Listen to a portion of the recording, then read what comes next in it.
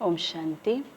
आज बाबा की 8 अगस्त 2020 की साकार मुरली, जिसमें आज बाबा गाइड बन कर के ये कह रहे हैं कि हम बच्चों को भी गाइड बन कर के कैसे औरों को हम रास्ता बताएं, अर्थात अंधों की लाठी हम कैसे बने। दूसरा, आज बाबा हम बच्चों को ज्ञान चिता पर बिठाते हैं, क्योंकि 63 जन्मों के विकारों का संस्कार इस आत्मा के अंदर भरी हुई है, जिसके वजह से बाबा ने कहा कि याद की शक्ति से अपने पूरे 63 जन्मों के जो भी विकार हैं या हिसाब किताब हैं उसको चुक्त कर नई दुनिया में हम आए।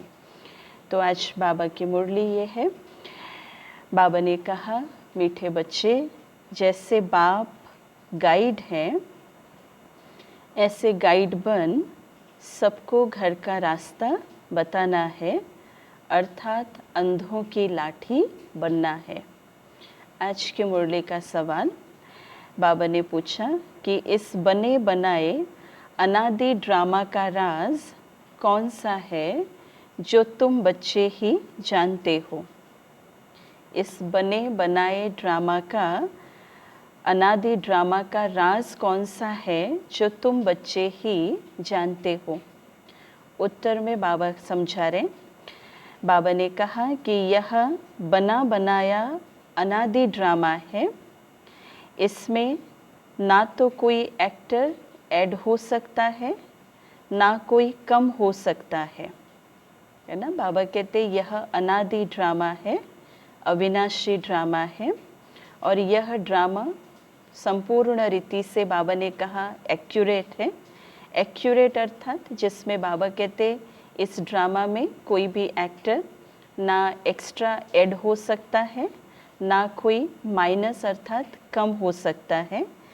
दूसरा, बाबा कहते मोक्ष भी किसको मिल नहीं सकता।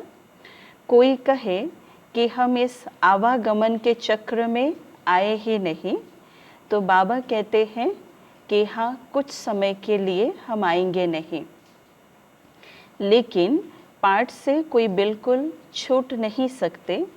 यह ड्रामा का राज तुम बच्चे ही जानते हो। ओम शांति। मीठे मीठे बच्चे यह जानते हैं कि भोलानाथ किसको कहा जाता है। बाबा कहते कि तुम संगम युगी बच्चे ही जान सकते हो। किस बात के लिए बाबा ने कहा, कौन सी बात को जान सकते। बाबा ने कहा कि भोलानाथ किसको कहा जाता है। बाबा ने कहा ये सिर्फ हम संगम युगी बच्चों को ही पता है। कलयुगी मनुष्य रिंचक भी नहीं जानते। ज्ञान का सागर एक बाप है, वही सृष्टि के आदि मध्य अंत का ज्ञान समझाते हैं, अपनी पहचान देते हैं। बाबा कहते तुम बच्चे अभी समझते हो, आगे कुछ भी नहीं जानते थे। तो आगे भी कैसे थे हम, जैसे अज्ञानी आत्माएं वर्तमान समय जैसे हैं भक्ति मार्ग में, तो हम भी वैसे थे। ना सृष्टि के आदि मध्य अंत का ज्ञान था, ना ज्ञान सागर शिव बाबा के बारे में पता था। तो बाबा कहते कि आगे तुम भी कुछ भी नहीं जानते थे। बाप कहते हैं मैं ही आकर भारत को स्वर्ग बनाता हूँ, अर्थात बेहद का वर्षा देता हूँ, जो तुम अभी ले रहे हो। बाबा ने कहा, इसलिए ना लोगों ने ये भी कह दिया कि भगवान जब देता है तो कैसे देता है, सभी जानते। जब भगवान देता है तो लोग क्या कहते कि छप्पर फाड़ के देता है। तो अभी ये बात हमें पता चल रहा है कि भगवान देता है तो कैसे देता है, वो बेहद का वर्षा जिसको कहा गया है। तो बाबा कहते कि जो अभी तुम ले रहे हो, जानते हैं हम बेहद के बाप से बेहद सुख का वर्षा ले रहे हैं। यह बना बनाया ड्रामा है, एक भी एक्टर ना ऐड हो सकता है ना कम हो सकता है। सभी को अपना अपना पार्ट मिला हुआ है इस ड्रामा में। बाबा कहते सबको अपना अपना पार्ट मिला हुआ है, मोक्ष कोई भी नहीं पा सकते। अब बात आती है कि जबकि सबको अपना अपना पाठ मिला हुआ है, तो क्या सभी अपने अपने पार्ट से खुश हैं? है ना, जिसमें बाबा ने कह दिया कि ड्रामा एक्यूरेट है, जो पार्ट जिसको मिला हुआ है, सबसे द बेस्ट रोल मिला हुआ है, लेकिन क्या मैं आत्मा अपने पार्ट से खुश हूँ? और बाबा कहते मोक्ष किसी को भी नहीं मिल सकता। मोक्ष अर्थात कि आत्मा परमात्मा में लीन हो जाए, जैसे दुनिया वाले कहते, और इस धरा पर नहीं आए, तो वो है मोक्ष। कोई पार्ट ना हो, बाबा कहते मोक्ष किसी को नहीं मिल सकता। बाबा ने कहा जो जो जिस धर्म का है, फिर उस धर्म में जाने वाले हैं। बौद्धि व क्रिश्चियन आदि इच्छा करें कि हम स्वर्ग में जाएं, परंतु बाबा ने कह दिया कि जा नहीं सकते। जब उनका धर्म स्थापक आता है तब ही उनका पाठ है, अर्थात तब तक उस धर्म की आत्माएं परम धाम में बैठी हुई रहेंगी। बाबा ने कहा यह तुम बच्चों की बुद्धि में है। सारी दुनिया के मनुष्य मात्र इस समय बाबा कहते नास्तिक हैं, अर्थात बेहद के बाप को ना जानने वाले हैं। मनुष्य ही जानेंगे ना। यह नाटकशाला मनुष्यों की है, बाबा कहते हैं, जहाँ हर एक आत्मा निर्वाण धाम से आती है पाठ बजाने के लिए और फिर पुरुषार्थ करती है निर्वाण धाम में जाने के लिए। जहाँ से आत्मा आई है, फिर पुरुषार्थ करती है कि वहाँ जाने के लिए। कहते हैं कि बुद्ध पार निर्वाण गया। बाबा कहते अब बुद्ध का शरीर तो नहीं गया, लेकिन आत्मा गई। परंतु बाबा समझाते जाता कोई भी नहीं है। कहाँ पर? निर्वाण धाम तक कोई भी आत्मा नहीं जा सकती, चाहे वो धर्म प्रवर्तक की आत्माएं भी क्यों ना हो। नाटक से निकल ही नहीं सकते, बाबा ने कहा। मोक्ष पा नहीं सकते, क्योंकि यह बना बनाया ड्रामा है ना।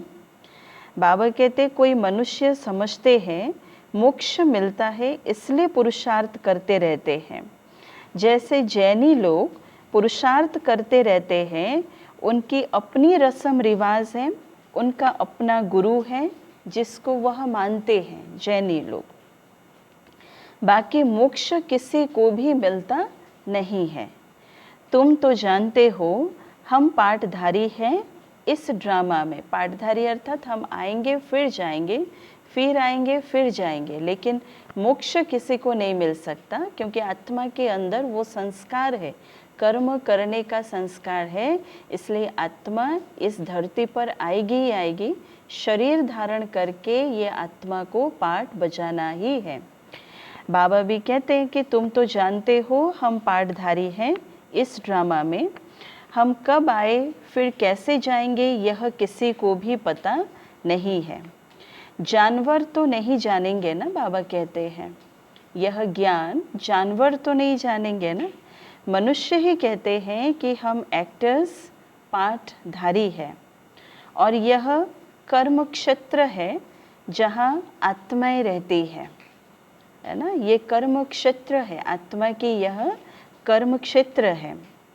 उनको कर्म क्षेत्र नहीं कहा जाता। कुरुक्षेत्र जो दिखा दिया है ना, एक तरफ से कुरुक्षेत्र दिखा दिया जहाँ पर कहा गया है कि महाभारत की लड़ाई हुई थी, है ना। दूसरी तरफ बाबा आज क्या कहते हैं कि वह परम धाम कर्म क्षेत्र नहीं है, वहाँ अपने संपूर्ण स्थिति में रहती है।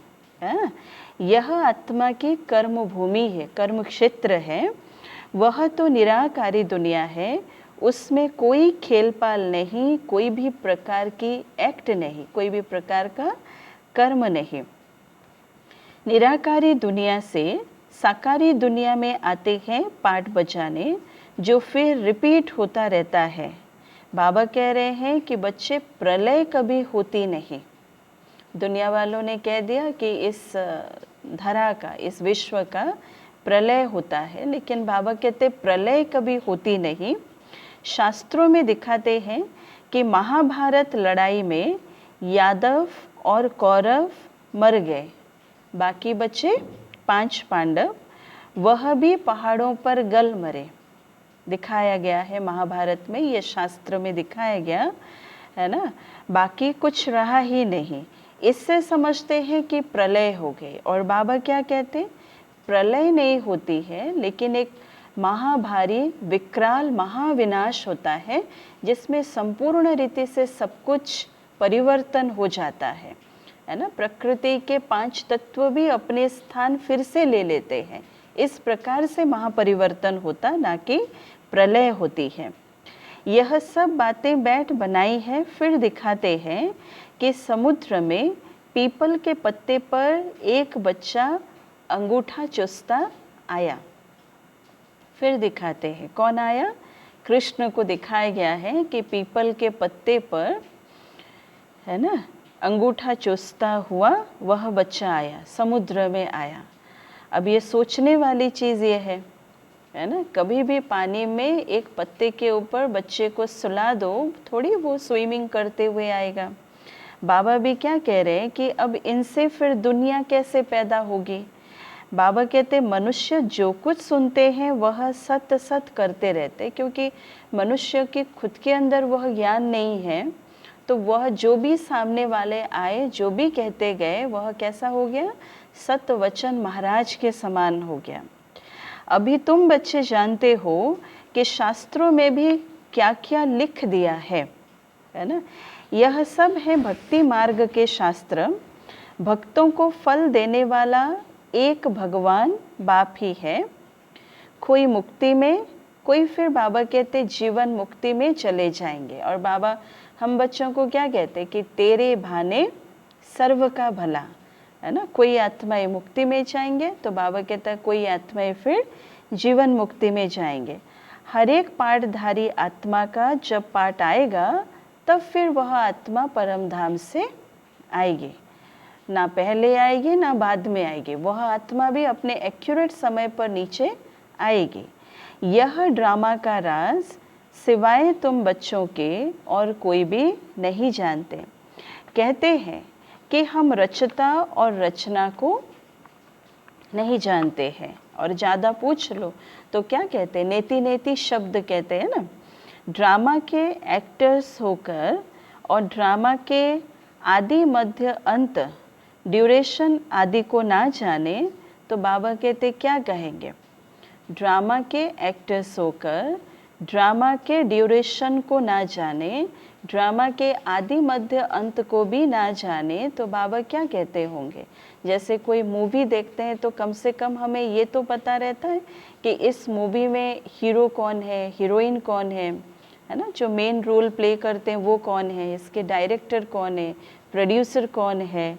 और बाबा कहते हैं इस सृष्टि रूपी ड्रामा के एक्टर्स कौन है वो भी नहीं पता, आदि मध्य अंत का ज्ञान वो भी नहीं पता, ड्यूरेशन भी नहीं पता। उस मूवी का तो कम से कम पता रहता है कि हाँ ये 2-3 घंटा का मूवी है, अभी चलने वाला है। तो बाबा ने कहा कि बेसमझ ही कहेंगे ना। समझाने से भी बाबा कहते बच्चे समझते नहीं। 84 लाख समझने के कारण ड्यूरेशन भी बाबा कहते लाखों वर्ष दे देते हैं।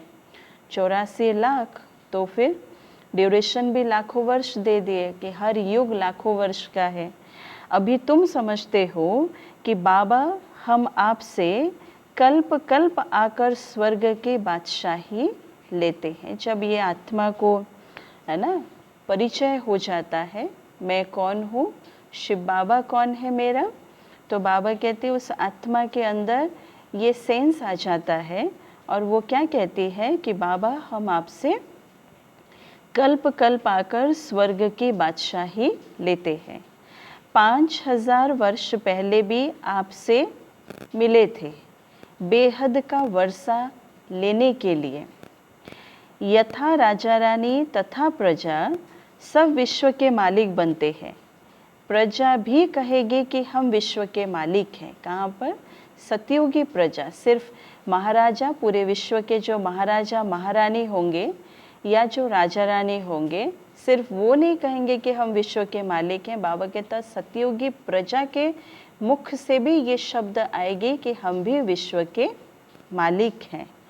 तुम जब विश्व के मालिक बनते हो, बाबा कह रहे उस समय चंद्रवंशी राज्य नहीं होता है। कौन सा वंशज का राज्य चलता है? बाबा कहते हैं सूर्यवंशी वालों का। तुम बच्चे ड्रामा के सारे आदि मध्य अंत को जानते हो। मनुष्य भक्ति मार्ग में जिसकी पूजा करते हैं उनको भी जानते नहीं। जिसकी भक्ति करनी होती है तो उनके बायोग्राफी को भी जानना चाहिए ना। बाबा कह रहे हैं, किस रीति से बाबा समझाने दे रहे हैं।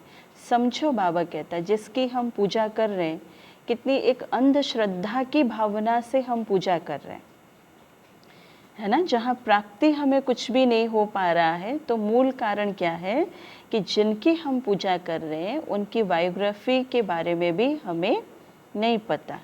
अब बाबा कहते कि तुम बच्चे अभी सबकी बायोग्राफी को जानते हो बाप के द्वारा। तुम बाप के बने हो, बाप की बायोग्राफी का पता है। वह बाप है पतित पावन, और कौन है? शिव बाबा पतित पावन है। और आज क्या बन कर के आए हैं? बाबा कहते गाइड। बाबा ने कहा गाइड और लिबरेटर। तुमको कहते हैं पांडव, है ना। बाबा कह रहे तुमको कहते हैं पांडव, तुम सबके गाइड बनते हो। बाबा कह रहे बाबा हमें गाइड बनाता, फिर हम औरों के लिए फिर हम गाइड बन जाते हैं। तुम सबके गाइड बनते हो, अंधों की लाठी बनते हो सबको रास्ता बताने के लिए। यथा बाप गाइड तथा तुम बच्चों को भी बनना है। बाबा गाइड बन कर के आए हैं, तो बाबा भी क्या कहते, हम बच्चों को भी गाइड बन कर के औरों को रास्ता बताना है, सबको रास्ता बताना है। तुम आत्मा, वह परमात्मा है और उनसे बेहद का वर्षा मिलता है। भारत में बेहद का राज्य था, अब नहीं है। बाबा ने कहा तुम बच्चे जानते हो कि हम बेहद के बाप से बेहद सुख का वर्षा लेते हैं, अर्थात मनुष्य से देवता बनते हैं। हम ही देवताएं थे, फिर 84 जन्म लेकर शूद्र बने हैं। बाबा ने कहा, इसलिए विराट रूप का चित्र में कितना क्लियर समझाया गया है। हम ही देवी देवता थे और देवी देवताओं को उस विराट रूप के चित्र पर कहाँ दिखाया गया? इस मुख पर दिखाया गया है, मुख में। बाबा कहते हैं फिर 84 जन्म लेकर शूद्र बने हैं। फिर बाप आकर शूद्र से ब्राह्मण बनाते हैं। यज्ञ में भी ब्राह्मण जरूर चाहिए ना। जब कोई भी यज्ञ रचा जाता है, स्थूल रूप से हम सभी देखे हैं, बिना ब्राह्मण का यज्ञ का कारोबार अभी तक हुआ नहीं है। लेकिन कौन सा यज्ञ, कौन से ब्राह्मणों की वह बात है, वह बाबा हमें इस संगम युग पर आकर के सुना रहे हैं। बाबा कहते हैं यज्ञ में ब्राह्मण तो जरूर चाहिए। यह है ज्ञान यज्ञ। भारत में यज्ञ बहुत रचते हैं। इसमें खास बाबा कहते हैं आर्य समाजी बहुत यज्ञ करते हैं। अब यह तो है रुद्र ज्ञान यज्ञ, जिसमें सारी पुरानी दुनिया स्वाहा होनी है। और इस रुद्र ज्ञान यज्ञ का पूरा नाम क्या है? राजस्व अश्वमेध अविनाशी रुद्र गीता ज्ञान यज्ञ, जिसमें बाबा कहते हैं सारी पुरानी दुनिया स्वाहा होनी है। अब बुद्धि से काम लेना पड़ता है। कलयुग में तो बहुत मनुष्य है, इतनी सारी पुरानी दुनिया खलास हो जाएगी, है ना। इस पूरी सारी दुनिया इसमें स्वाहा हो जाएगी। बाबा कहता है इस ज्ञान यज्ञ में कोई भी चीज़ काम में नहीं आनी है, चाहे वो चीज़ कितनी भी वैल्यूएबल हो, चाहे वो चीज़ कितना भी कॉस्टली हो। बाबा कहता है कोई भी चीज़ काम में नहीं आनी है। सतयुग में तो फिर सब कुछ नया होगा। यहाँ तो बाबा कहते कितना गंद है, मनुष्य कैसे गंदे रहते हैं। धनवान बड़े अच्छे महलों में रहते हैं, गरीब तो बेचारे गंद में झोपड़ियों में बाबा कह रहे हैं पड़े हैं। स्लम्स एरिया में देखते हैं तो किस रीति से लोग रह रहे हैं। बाबा कहते हैं अब इन झोपड़ियों को डिस्ट्रॉय करते रहते हैं, है ना। जैसे आते हैं कोई अगर उस स्थान पर कुछ नया चीज़ बनाना हो तो फिर झोपड़ियों को भी डिस्ट्रॉय किया जाता है। फिर उनको दूसरी जगह दे, वह ज़मीन फिर बेचते रहते हैं। मान लो कोई कंपनी बिठाया वहाँ पर, तो उस एरिया के पूरे लोगों के लिए जैसे एक कॉलोनी के जैसे बनाया जाता है ना, या ज़मीन को बेचा जाता है। नहीं उठते हैं तो क्या करेंगे, वह बाबा कहते ज़बरदस्ती उठाते हैं। गरीब दुखी बहुत है, जो सुखी हैं वह भी स्थायी सुखी नहीं है, जिनको लगता है कि हाँ यही हमारे लिए स्वर्ग है। लेकिन बाबा कहता स्वर्ग तो यहाँ नहीं मिलने वाला है ना। स्वर्ग का सुख और ये नर्क का सुख, इन दोनों में भी रात दिन का अंतर है। अगर सुख होता तो क्यों कहते कि यह काग विष्ठा समान सुख है। शिव भगवानुवाच, हम इन माताओं के द्वारा स्वर्ग के द्वार खोल रहे हैं। माताओं पर कलश रखा है ना, बाबा कहते वह फिर सबको ज्ञान अमृत पिलाती है, परंतु तुम्हारा है प्रवृत्ति मार्ग। बाबा ने कहा प्रवृत्ति मार्ग, हाँ? तुम हो सच्चे सच्चे ब्राह्मण, तो सबको ज्ञान चिता पर बिठाते हो, सबको ज्ञान चिता पर बिठाते हो। अभी तुम बनते हो दैवी संप्रदाय, आसुरी संप्रदाय अर्थात बाबा कहते रावण राज्य। गांधी भी कहते थे ना कि राम राज्य हो, है ना। गांधी जी को भी राम राज्य चाहिए था, उसके लिए उन्होंने भी कितनी पुरुषार्थ किया, लेकिन फिर भी इस दुनिया में राम राज्य नहीं आ पाया। बाबा ने कहा बुलाते हैं इसलिए कि हे पतित पावन आओ, परंतु अपने को पतित समझते थोड़ी है ना। जड़ मूर्ति के सामने वही मनुष्य खड़े होकर के दो हाथ जोड़ करके, है ना, उस देवी देवता के सामने अपनी पूरी वो निंदा करता है कि हे ईश्वर, मैं पापी हूँ, कामी हूँ, क्रोधी हूँ, मैं पतित हूँ। लेकिन मनुष्य के सामने यह कभी भी स्वीकार नहीं कर सकता। बाबा कहते वो थोड़ी अपने आप को पतित समझते। बाप बच्चों को सुजाग करते हैं। कौन सी बात को लेकर के सुजाग करते हैं कि तुम घोर अंधियारे से सोचरे में आए हो। मनुष्य तो समझते हैं गंगा स्नान करने से हम पावन बन जाएंगे। ऐसे ही गंगा में हरिद्वार का सारा किचड़ा पड़ता है। गंगा के पानी सबसे अभी गंदगी में जिसको कहा गया है भरा हुआ है। बाबा कह रहे हैं कि ऐसे ही गंगा में हरिद्वार का सारा किचड़ा पड़ता है। कहाँ फिर वह किचड़ा सारा खेती में ले जाते हैं। सतयुग में ऐसे काम होते नहीं। वहाँ धरती भी कैसी होगी, संपूर्ण सतो प्रधान धरती होगी, है ना। तत्व भी कैसे होंगे, तत्व सतो प्रधान तत्व। वहाँ तो सतयुग में अनाज ढेर के ढेर होता है, पैसा थोड़ी खर्च करना पड़ता, क्योंकि वो धरती ही इतनी फर्टिलाइज्ड होती है। वहाँ पर एक्स्ट्रा अभी और खाद देना तो पड़ेगा नहीं। बाबा भी क्या कह रहे हैं कि बाबा अनुभवी है ना। पहले कितना अनाज सस्ता था। सतयुग में बहुत थोड़े मनुष्य हैं, हर चीज़ बाबा कह रहे हैं सस्ती रहती है। तो बाबा कहते मीठे बच्चे, अभी तुमको पतित से पावन बनना है। सतयुग की भी बाबा ने आज स्टोरी बता दिया कि सतयुग हमारा कैसा था, वहाँ अनाज कितने सस्ते थे, है ना। हर कोई आत्मा वहाँ पर भरपूर था। जैसे हमने पढ़ा हुआ है कि एक बाटर सिस्टम रहता था पहले ज़माने में, तो सतयुग में भी वही बाटर सिस्टम कि अनाज दो उसके बदले ये लो, ये चीज़ दो उसके बदले और कोई चीज़ ले लो। बाबा भी क्या कह रहे हैं कि पहले कितना अनाज सस्ता था। युक्ति बहुत सहज बताते हैं कि अपने को आत्मा समझ बाप को याद करो।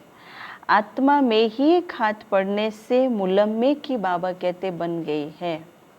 आत्मा में खाद पड़ने से कैसी बन गई है, मुलम्मे की तरह बाबा कहता बन गई है। ये आत्मा भी कितनी तमो प्रधान इम्प्योर बन गई है, डुप्लीकेसी में आ गई है ये आत्मा। बाबा ने सुनाया कि जो पारस बुद्धि थे वही अब पत्थर बुद्धि बने हैं। तुम बच्चे अभी बाप के पास पत्थरनाथ से पारसनाथ बनने आए हो। बेहद का बाप तुमको विश्व का मालिक बनाते हैं, है ना। बाबा कह रहे वर्तमान समय हर एक आत्मा पत्थर बुद्धि है और बाबा जो कि पारसनाथ है वो हमारी बुद्धि को पारस जैसा बनाते हैं। और पारस के अंदर विशेषता क्या है कि पारस के सामने कोई भी वस्तु को अगर हम लेकर के आते हैं तो वह कन्वर्ट कर देता है, सोने में परिवर्तन कर देता है। तो बाबा भी क्या कहते कि बेहद का बाप, है ना, तुमको विश्व का मालिक बनाते हैं, सो भी गोल्डन एज्ड विश्व का मालिक बनाते हैं, क्योंकि यह है आयरन एज्ड विश्व। बाप बेट बच्चों को पारस पुरी का मालिक बनाते हैं। तुम जानते हो यहाँ के इतने महल माड़ियाँ आदि कोई काम में नहीं आएंगे, सब खत्म हो जाएंगे। कई बार बाबा ने हमें इशारा दे दिया है कि इन आँखों के सामने हम जो कुछ भी देख रहे हैं या जो कुछ भी हमने बनाया है, जमाया है, कमाया है, बाबा कहते वो सब कुछ चला जाएगा, सब खत्म हो जाएंगे। इसलिए बाबा ने कहा कि यहाँ क्या रखा है। अमेरिका के पास कितना सोना है, यहाँ तो थोड़ा बहुत सोना जो माताओं के पास है वह भी लेते रहते हैं, क्योंकि उनको तो कर्ज में सोना देना है ना। तुम्हारे पास वहाँ सोना ही सोना होता है सतयुगी दुनिया में। यहाँ कौड़ियाँ हैं तो बाबा कहते वहाँ हीरे होंगे। इनको कहा जाता है आयरन एज। भारत ही अविनाशी खंड है जो कभी विनाश नहीं होता, इसलिए भारत है सबसे ऊंचेते ऊंच। और जिसमें बाबा कहते तुम माताएं सारे विश्व का उद्धार करते हो, है ना। आज विशेष बाबा माताओं को उठा रहे, ज्ञान का कलश माताओं के ऊपर दिया है। बाबा ने कहा कि सारे विश्व को उद्धार करने वाले तुम माताएं ही हो। और उद्धार करने की भावना अगर किसी आत्मा के अंदर आ गया, क्योंकि भावना एक अपने में ही बहुत पावरफुल पॉजिटिव एनर्जी है जो कि अपना काम स्वतः कर देती है। इसलिए बाबा कह रहे हैं कि तुम्हारे लिए ज़रूर नई दुनिया चाहिए, क्योंकि पुरानी दुनिया का विनाश चाहिए। और ये कितनी समझने की बातें हैं। शरीर निर्वाह, अर्थ, धंधा आदि भी करना है, छोड़ना कुछ भी नहीं है। बाबा कहते सब कुछ करते हुए मुझे याद करते रहो। भक्ति मार्ग में भी तुम भक्ति मार्ग में भी बाबा कहते तुम मुझ माशुक को याद करते आए हो कि हमको आकर सांवरे से गोरा बना दो। बाबा ने कहा उनको मुसाफिर कहा जाता है और तुम सभी मुसाफिर हो ना, क्योंकि तुम्हारा घर वह है जहाँ सब आत्माएं रहती हैं। अब बाबा कहते तुम सबको ज्ञान चिता पर बिठाते हो। बाबा हम बच्चों को बिठाए ज्ञान चिता पर, फिर हम बच्चे निमित्त बने औरों को ज्ञान चिता पर बिठाने के लिए, क्योंकि ये सब हिसाब किताब चुक्त कर जाने वाले हैं। 63 जन्मों का हर आत्मा के साथ हमारा कुछ ना कुछ कहीं ना कहीं वो हिसाब किताब जुड़ा हुआ है।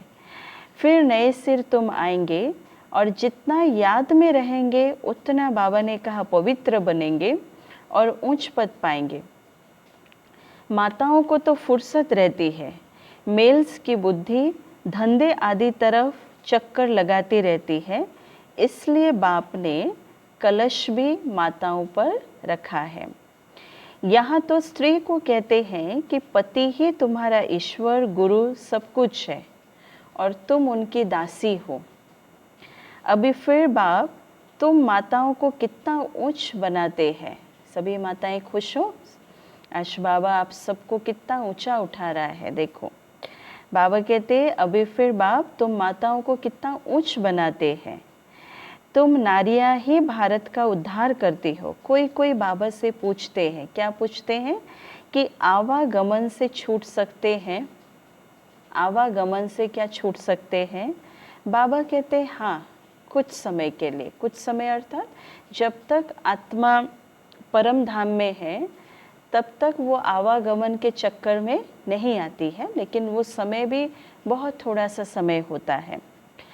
बाबा ने कहा कि तुम बच्चे तो ऑलराउंड आदि से अंत तक पाठ बजाते हो, दूसरे जो हैं वह मुक्ति धाम में रहते हैं, उनका पाठ ही थोड़ा है, वह स्वर्ग में तो जाने वाले हैं नहीं। आवागमन से मोक्ष उसको कहेंगे जो पिछाड़ी को आए और यह गए, है ना। आवागमन से मोक्ष उसको कहेंगे जो पिछाड़ी को आए, लास्ट जन्म में वो आएंगे, थोड़े समय के लिए आए और गए।